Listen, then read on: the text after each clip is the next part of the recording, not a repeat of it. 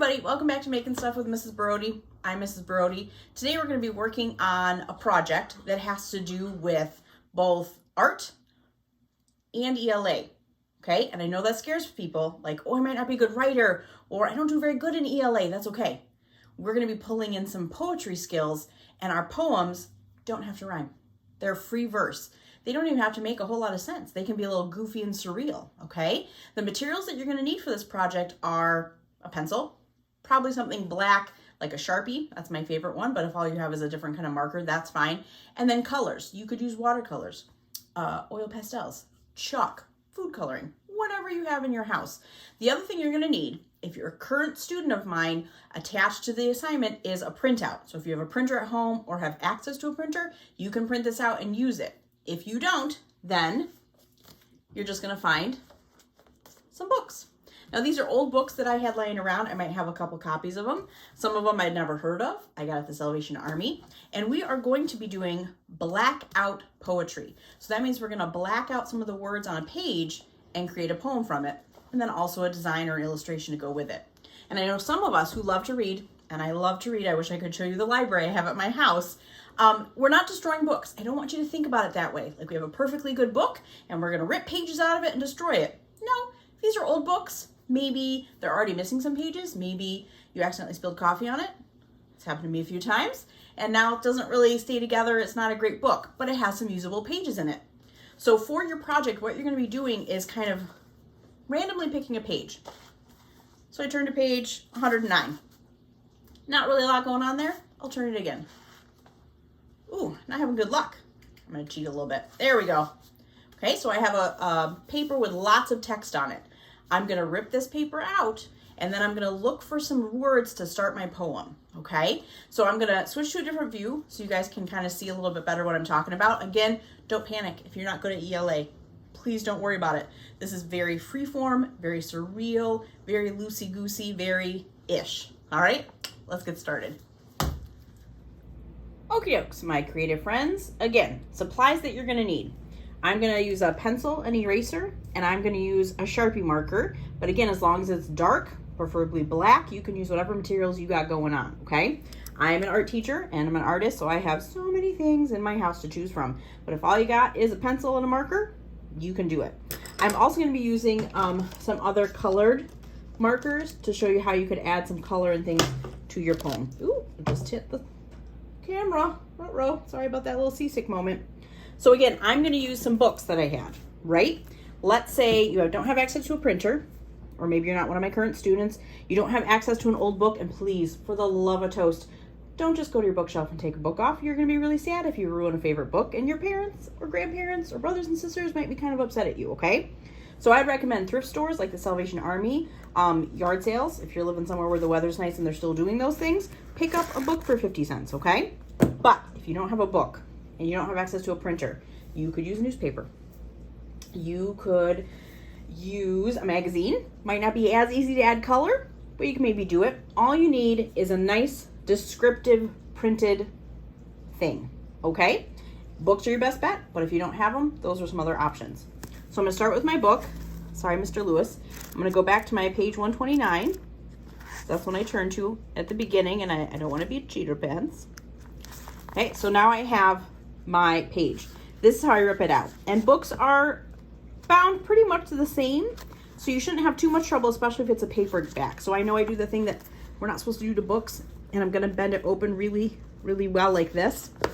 And then I'm gonna take my hand up here in the corner and hold my other hand here, and I'm gonna rip gently all the way down. Now, if we rip the edge really bad, we're not gonna worry about it because we can always, one, use that in our design, or two, cut it out with some scissors. It's all good. So now that I have my paper, my first step is to build my free verse poem. Remember, we wanted a little weird and surreal. It kind of has to go together, but not really, and it doesn't have to rhyme or anything like that. So when I'm looking through here, I'm not really reading because I don't really care what this is about. I'm just trying to find a word to sort of inspire me and get me going. And we want to try to maybe start at the top, although if you find one in the middle, you can kind of work both ways. So I'm looking through here, and I like this word, sweet. So I'm going to take my pencil, and I'm going to very lightly make kind of a circle around that word. So I made a circle around the word sweet. And I'm gonna keep using a light line because maybe I changed my mind, or maybe I make a mistake and circle the wrong word. So now I have the word sweet. Let's kind of scan through here. And if you're having trouble reading the words, like maybe you are dyslexic, or you have a little trouble when the lines are really close together like this, have a friend do it for you, or a grandparent, or somebody, okay? You don't have to do this by yourself. It could be a collaborative project with somebody else. So I'm looking through here. Sweet. Let's see. I like bubbling. That's a good word, good descriptive word. Ooh, I like heart. Sweet, bubbling, heart. Ooh, I like drip, drip, drip.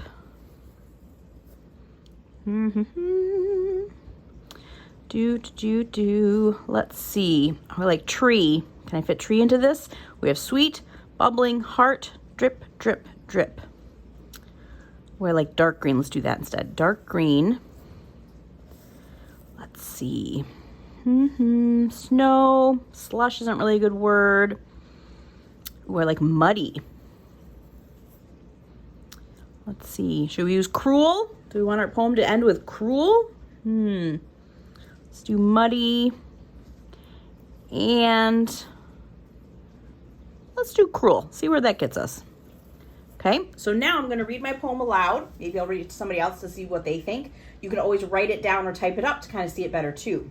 So my poem right now says, sweet, bubbling heart, drip, drip, drip, dark green, muddy, and cruel. Maybe we could put something in the middle, make this make a little bit more sense. Drip, drip, drip. And then we'll do all the trees. So we could circle just one word or several words, and see how these two kind of touch. We can incorporate that into our design. So now my poem says, sweet, bubbling heart, drip, drip, drip, all the trees, muddy and cruel. Does that make any sense? Maybe not to you, but I kind of like it. It only has a few words in it. You could circle as many words as you want, but the more you circle, the less room you kind of have for your design, and the more it's got to kind of make sense. The more words you add to it, it's going to have to fit together a little bit better. If we have a lot of just descriptive words and a few things that kind of connect them, that's a little bit better. So now that I have all my words circled, if I have no other colors, I have nothing else to use on this, I could just take my Sharpie marker and I can go around my words so they stand out a little bit more. So now you should be able to see my words even better. And I'm being very careful. It's okay if I go over other words, but I want to make sure that mine that are part of my poem really stand out. See, I got a little close to that A. I want to be very careful and not get too close. And when you start doing your design, you could draw that on first before you start circling your words in your marker, because you might incorporate it into your design. So because I have that word heart, I could have made each of these the shape of a heart and incorporate that into my design. It's up to you. Now, again, if I don't have any other colors, I'm just going through with my marker and crossing off the lines. So all that's left is the words that I circled. See how sweet stands out right now? If you want to make it more interesting, because all you have is black, you could go back over and do some cross hatching like this to make it a little bit more interesting. We could make lines that go up and down instead. All right, as long as you're crossing off the other words in the background, that's all we want to see, okay? Now I'm going to show you a couple examples of how to do this, but incorporate a design into your poem as well. Alrighty then, so here's an example of one of my poems where I added a bit of design in the background. So before I talk about the design, let's go through the poem and read it, and then that will make a little bit more sense to you.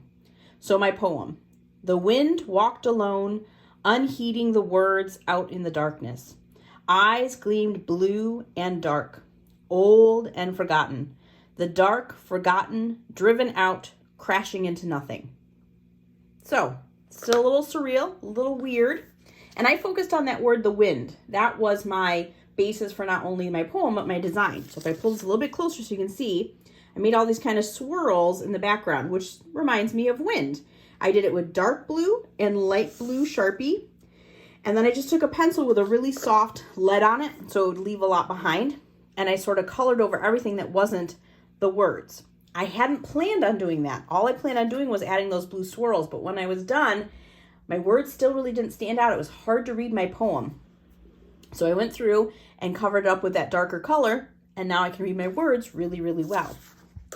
Another one, and this is actually the passage that is able to print out. It's a page from Harry Potter, and I think it's from the Chamber of Secrets book, okay? But I'm not worried about that. Doesn't have to be about Harry Potter because we're making our free verse poem. So this one's a little trickier to follow. Let me see if I can follow along with my pencil. Towering serpents, lost in darkness, black shadows filled his heart. His eyes hollow, he was ancient, enormous and small. Her eyes soft, strangely blurred, looking through a window. Okay, so nothing to do with Harry Potter, nothing really to do with magic, just an ish kind of poem. Now for this one, because it has to do with serpents, again, sort of that first word that I saw, I made a serpent go through my poem. So I used a pencil first and drew my serpent. And I'm not going to lie, I looked it up on the internet to help me with my shape. Nothing wrong with that.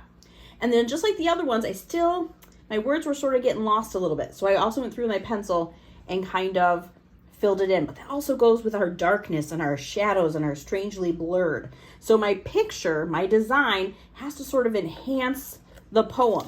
So for my windy one, if all I had done was left them circled and didn't draw anything, it'd still be a cool poem, but it wouldn't be as interesting because it doesn't have that cool illustration to back it up. Think about when you read a book, especially when you were younger, you had kind of pictures on one side, words on the other. As we've gotten older, we don't usually have as many illustrations in our book, but when we do, they're there to enhance the story. So this gives me a clue about what the story is going to be about, just like these give us kind of a clue about what our poem's going to be about. Alrighty?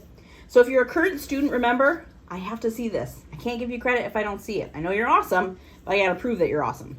You're gonna upload a picture to our stream. You can attach it when you turn it in. You can email it to me, show me during live office hours, whatever floats your boat, okay? And if you're a current student, I'd really recommend you come to that first office hours on Tuesday because we'll talk more about this. So if you've watched the video and gone through the PowerPoint and you're still a little like, not sure what I'm doing here, pop into office hours so I can explain it a little better. If you're not a current student and you're watching this video, make sure that you are showing this to somebody. Show off your work. Have them help you come up with the words, help you read the words, help you with the design, okay? I love collaborative art. If you ask my students, I really like it when we work together as a crew.